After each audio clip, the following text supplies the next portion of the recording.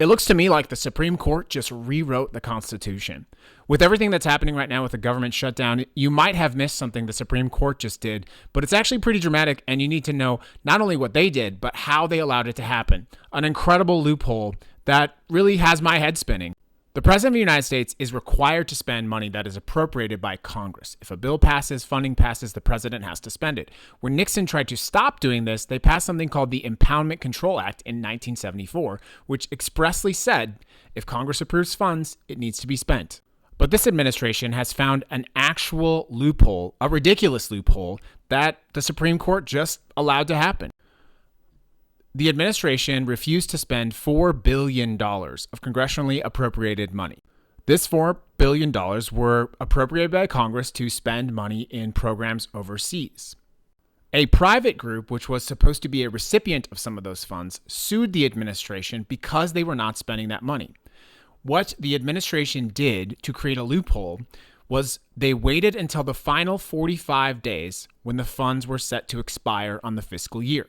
So by September 30th, which has passed, if the funds were not spent, they go away. So within that 45 days, they send a letter to Congress asking them to cancel the funding.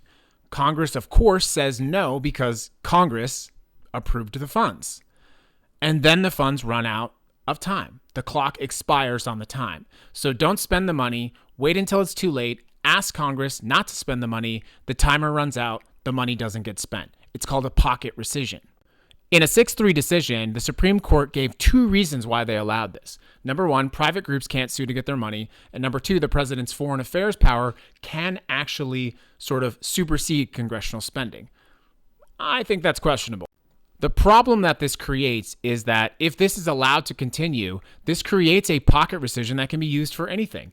Medicare, pocket rescission. Veterans benefits, pocket rescission. Infrastructure, pocket rescission. It doesn't necessarily just stop because of this one case. And this loophole is so windy, it looks like a game of Twister.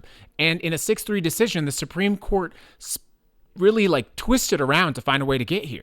And they did this on their shadow docket, which is their emergency docket. There were no full briefings. There were no oral arguments. It was an unsigned order with a one-page decision, which is increasingly how this administration is getting handed win after win after win from the Supreme Court.